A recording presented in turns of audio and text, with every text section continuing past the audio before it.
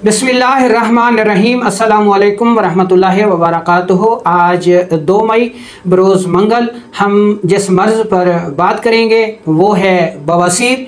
दोस्तों, बवासीर अमराज़ मकद में से एक मशहूर व मारूफ मर्ज़ है जिसमें हमारा जो मकद है, रेक्टम है, इसके अंदर और इर्द गिर्द मसे पैदा हो जाते हैं और पखाना करते वक्त शदीद दर्द और जलन होती है। और अगर ये बवासीर बिगड़ जाए तो फिर इसमें से खून भी आना शुरू हो जाता है। और जब खून आना शुरू हो जाता है तो ये जो मसे होते हैं ये ज़ख्मी हो जाते हैं और उनसे ब्लीडिंग होती है। और जब इन ज़ख्मों में से हमारा बुराज़ यानी पखाना गुज़रता है तो उस पखाने में तेज़ाबी मादे होते हैं जो कि इन ज़ख्मों से लग कर गुज़रते हैं तो शदीद तरीन जलन होती है और रफ़ा हाजत के बाद ऐसा मरीज़ बैठ नहीं सकता, दर्द और जलन से कराता रहता है। आप देख रहे हैं हमारा YouTube चैनल हर्बल वर्ल्ड और आज हम बवासीर के असबाब, अलामात और असूल इलाज पर बात करेंगे।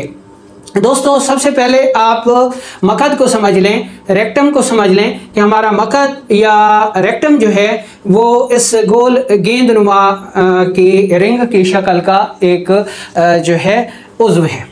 ठीक है, इस उज़्व में छोटे छोटे जो है वो और रिंग लगे हुए हैं जिनसे रतूबत पैदा होती है। और जब हम बुराज़ करते हैं, पखाना करते हैं तो ये रतूबत इस रेक्टम में जो है एक फिसलन पैदा करती है जिसकी वजह से पखाना जो है वो बआसानी खारिज होता रहता है। ठीक है जी।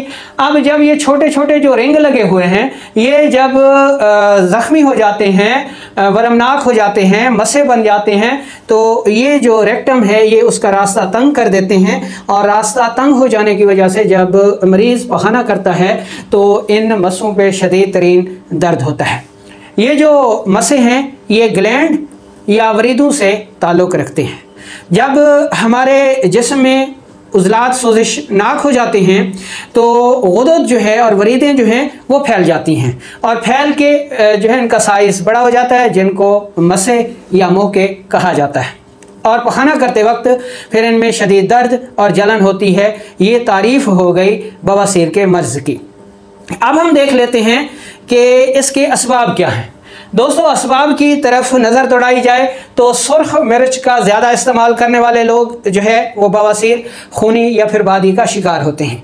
एक और बात समझ लें कि बवासीर बादी हो या खूनी हो, यानी इसको हम 2 अक़साम में तकसीम कर लेते हैं लेकिन इनका सबब एक ही है। ठीक है, अलामात की बुनियाद पर इसको 2 हिस्सों में तकसीम किया जाता है कि एक में मसे फूल जाते हैं उसको बादी कहा जाता है और दूसरे में जब ये मसे ज़ख्मी हो जाते हैं तो इनसे खून आना शुरू हो जाता है तो उसको फिर खूनी बवासीर कहा जाता है। एक और बात भी याद रखें कि जब तक बवासीर का खून स्याही माइल आ रहा है उसको हरगिज़ ना रोकें। अगर आपने ऐसे खून को रोक दिया तो मरीज़ की मौत का सामान कर देंगे आप। इसलिए बहने वाले बवासीर के स्याही माइल खून को जल्दबाजी में हरगिज़ ना रोकें। जब खून शोख सुर्ख हो जाए इलाज के बाद तो तब उसको रोकना चाहिए। हाँ, अगर जरियान खून ज़्यादा हो रहा है और है भी शोख सुर्ख तो फिर आप उसको सबसे पहले उसे ही रोकने की तदबीर करें। अच्छा, असबाब में हम पढ़ रहे थे जी कि सुर्ख मिर्च का ज़्यादा इस्तेमाल करने वाले लोग गोश्त खोर जो कि गोश्त का बकसरत इस्तेमाल करते हैं, मछली हो गई, मुरगन ग़िज़ाएँ हो गई। ठीक है, उसके अलावा तुर्श ग़िज़ाओं जैसा कि मटर हो गए, फ़ालसा, आलू बुखारा, सेब और इसके अलावा बैंगन और रही वाली ग़िज़ाओं का बकसरत इस्तेमाल। ऐसे लोग जो मुसलसल बैठ कर काम करते हैं वो भी बवासीर का शिकार हो जाते हैं। इसलिए ऐसे लोग जो कि बैठ कर ज़्यादा तर काम करते हैं उनको काम के दौरान हर 2-3 घंटे के बाद 10-15 मिनट के लिए लाजमी वॉक करनी चाहिए। उसके अलावा शराब नोशी करने वाले, फास्ट फूड का इस्तेमाल करने वाले, बर्गर, शवारमा इस्तेमाल करने वाले, जिनसी कुव्वत की अद्वियात इस्तेमाल करने वाले, कुचले के मुरक्कबात का इस्तेमाल करने वाले। ठीक है जी। उसके अलावा कसरत मुबाशरत यानी जिनसी फेल ज़्यादा करने वाले लोग और इसके अलावा ऐसे लोग जो कि दाफ़े दर्द अद्वियात साल से खा रहे हैं या फिर एंटीबायोटिक का ज़्यादा इस्तेमाल करते हैं, ऐसे लोग भी बवासीर का शिकार हो जाते हैं। आगे चलें। तो दायमी कब्ज़ और सिगरेट नोशी, हुक्का वगैरह पीने वाले लोग भी बवासीर का शिकार होते हैं। ये इसके असबाब हो गए। अब हम देख लेते हैं इसकी अलामात कि कौन सी ऐसी अलामात सामने आती हैं जिनकी बुनियाद पर हम इस मर्ज़ को पहचान सकते हैं। यानी वो लोग जो नब्ज़ या कारूरा से तशख़ीस नहीं कर सकते तो वो अलामात को देख कर इस मर्ज़ को पहचान सकते हैं। अच्छा, इसकी अहम अलामात में रफ़ा हाजत से पहले या बाद में खून आता है, जो कि बवासीर की बड़ी अलामत है। इसके अलावा शदीद दर्द और जलन का एहसास होता है, दबाव का एहसास होता है, मकद के मकाम पर शदीद खारिश होती है। इसके अलावा जरियान खून की ज़्यादती से मरीज़ बेहोश होकर गिर सकता है, दिल घबराता है, ठीक है जी, शदीद गैस होती है, कब्ज़ होती है और चेहरा जर्द या सफ़ेदी माइल हो जाता है खून की कमी की वजह से। ठीक है जी, ये इसकी अलामात हो गई। अच्छा, बवासीर का जो मरीज़ होता है अगर उसकी नब्ज़ को देखें तो नब्ज़ पे आप 4 उंगलियां रखेंगे, 4 उंगलियों तक ये नब्ज़ ठोकर लगाती है, हरकत में तेज़ होती है। अगर बवासीर बादी है तो नब्ज़ कवाम में मोटी होगी। एक बात याद रख लें कि अगर नब्ज़ कवाम में मोटी है, हरकत में तेज़ है, 3 से 4 उंगलियों पर महसूस होती है तो बवासीर बादी होगी। अगर नब्ज़ 4 उंगलियों पर महसूस होती है, हरकत में तेज़ है, कवाम में पतली है तो बवासीर खूनी होगी। ठीक है जी। अच्छा, ऐसे मरीज़ का कारूरा से हम कैसे तशख़ीस कर सकते हैं? ठीक है जी, कारूरा जो है अगर सुर्खी कम हो, ठीक है, और सफ़ेदी यानी सफ़ेद सुर्ख सफ़ेदी माइल हो कारूरा, ठीक है, मिकदार में भी ज़्यादा हो, ठीक है, कैसे से उजलाती होती कारूरे से, तो ऐसे जो बवासीर होगी वो बादी बवासीर होगी। और अगर पेशाब जो है वो सुर्खी माइल आता है, मिकदार में कम आता है, बग़ैर किसी दर्द के आता है, ठीक है जी, तो ऐसा मरीज़ खूनी बवासीर का शिकार होगा। अब असबाब आ गए, अलामात आ गई, तशख़ीस आ गई। अब हम चलते हैं असूल इलाज की तरफ। कानून मुफरद अदा के मुआलजीन ऐसे मरीज़ का अगर उजलाती असाबी तहरीक है तो उसको उजलाती होती कर दें। ठीक है जी, इस मकसद के लिए आपके पास हब्बे साबिर सबसे बेहतरीन दवाई है। हब्बे साबिर दें, तेज़पात और पुदीने का कहवा दें ऐसे मरीज़ को। ठीक है जी, और देसी घी का इस्तेमाल लाजमी करवाएं। अगर मरीज़ को उजलाती गुदी तहरीक है और ब्लीडिंग हो रही है, अगर तो खून जो है स्याही माइल आ रहा है, तो फिर आपने इसको गुदी उजलाती अद्वियात देनी है ताकि फासिद मादों का अखराज हो जाए। और अगर खून शोख सुर्खी माइल आ रहा है, बवासीर खूनी है, तो फिर आप आसाबी गुदी अद्वियात से इलाज करें। जब खून रुक जाए तो फिर आप अपने असूल इलाज पे आ जाएं। आम लोगों के लिए हम घरेलू सतह पर 2-3 नुस्खाजात बता देते हैं। सबसे पहले तो आपने तुर्श, तेज़ाबी, ठीक है, फास्ट फूड, ये ग़िज़ाएँ बंद कर देनी है।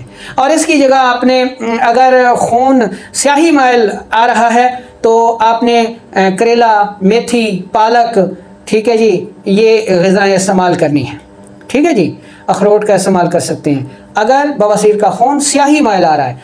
और अगर बवासीर का खून सुर्खी माइल आ रहा है तो फिर आपने कद्दू शरीफ, सब्ज़ तूरी, टिंडा, गाजर, मूली, शलजम, ठीक है जी, सागूदाना, बिलंगुआ, इसबगोल का छिलका, मक्खन, दूध, ये चीज़ें ज़्यादा इस्तेमाल करनी। ठीक है जी। इलाज के तौर पर चंद नुस्खाजात नोट कर लें जो कि आप घरेलू सतह पर बना सकते हैं। बहुत महफूज नुस्खाजात हैं और आपको बहुत ज़्यादा फ़ायदा देंगे। यहाँ तक कि ऐसे लोग जो कि इन मसों का ऑपरेशन करवा चुके हैं, कटवा चुके हैं, लेकिन बवासीर ख़त्म नहीं होती, क्योंकि मर्ज़ यहाँ नहीं है, यहाँ तो ज़ाहिर हो रहा है, मसे फूल रहे हैं। मर्ज़ जो है वो खून में है। ठीक है, इसलिए आपने खून को साफ़ करना। तो नुस्खा नोट कर लें। पहला नुस्खा, इसमें आपके पास पहला जुज़ जो है वो है छिलका रीठा। रीठे का छिलका ले लें।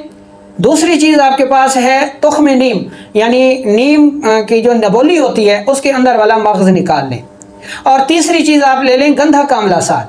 तीनों चीज़ों को बराबर वज़न लेकर इंतहाई बारीक पाउडर करके 1 ग्राम 500 मिलीग्राम से 1 ग्राम तक सुबह, दोपहर, शाम इस्तेमाल करें। अगर खुश्की महसूस करें जिस्म में तो देसी घी का इस्तेमाल करें, साथ दूध का इस्तेमाल भी कर सकते हैं। ठीक है जी। अगर मरीज़ को कब्ज़ इंतहाई शदीद है, गैस है, तो ऐसी सूरत में साथ आप ये नुस्खा इस्तेमाल करें। ये नुस्खा भी 3 अज्जा पर मुश्तमिल है। पहले नंबर पर आपने तेज़पात लेना है, दूसरे नंबर पर पुदीना खुश्क लेना है और तीसरे नंबर पर आपने लेनी है सना मक्खी। तीनों चीज़ों को साफ़ सुथरा करके पाउडर कर लें और चाय वाली चम्मच का आधा हिस्सा सुबह दोपहर शाम इस्तेमाल करें। अगर इस मिकदार से पखाने लग जाएं तो मिकदार खुराक को कम कर लें। एक और बात ज़हन नशीन कर लें कि सना मक्खी आपने किसी अच्छे पंसारी से लेनी है, एतमाद वाले पंसारी से लेनी है, क्योंकि पंसारी जो है सना मक्खी की जगह जाल के पत्थर दे देते हैं जिसका मिजाज कुछ और है, और फिर ये नुस्खा पेट में मरोड़ पैदा कर देता है और लोग डर कर इसको छोड़ देते हैं कि ये दवाई जो है मुझे मुवाफिक नहीं आ रही। ठीक है जी। अच्छा, तीसरा नुस्खा नोट कर लें कि जब ये मसे ज़ख्मी हो जाते हैं और बुराज या पखाना यहाँ से गुजरता है तो शदीद दर्द करता है, जलन करता है। ठीक है जी। तो ऐसी सूरत में आप ये तेल बना के रख लें और रफ़ा हाजत के बाद इस तेल को रेक्टम में, मकद में लगा दें तो दर्द, जलन और दबाव में बहुत ज़्यादा कमी आ जाएगी। ये तेल दो चीज़ों पर मुश्तमिल है। पहले नंबर पर बादाम रोगन आपने लेना है। ठीक है, बादाम रोगन आपने लेना है 3 तोले। ठीक है, और इसके बाद आपने कैस्टर ऑयल लेना है, वो आपने लेना है 6 तोले। ठीक है जी। तो ये कुल 9 तोले हो गए बादाम रोगन और कैस्टर ऑयल। अब इसमें आपने 1 ग्राम ये काफूर डाल देना है, अच्छी तरह हल कर लेना है। आपकी दवा तैयार है। रफ़ा हाजत के बाद, अस्तंजा करने के बाद आप इस तेल को जो है वो जो है मकद के मकाम पर, रेक्टम के मकाम पर, इन मसों पर लगा सकते हैं तो इंशाल्लाह दर्द, जलन, दबाव दूर हो जाएगा। ये इलाज आपने 2 से 3 माह तक जारी रखना है तो इंशाल्लाह ना सिर्फ मसे ख़त्म हो जाएंगे बल्कि खून से भी बवासीरी जहर जो है उसका ख़ात्मा हो जाएगा। उम्मीद है कि आपको ये वीडियो पसंद आई होगी। ख़ुद भी सुने और आगे भी फॉरवर्ड करें ताकि दूसरे लोग भी इससे फ़ायदा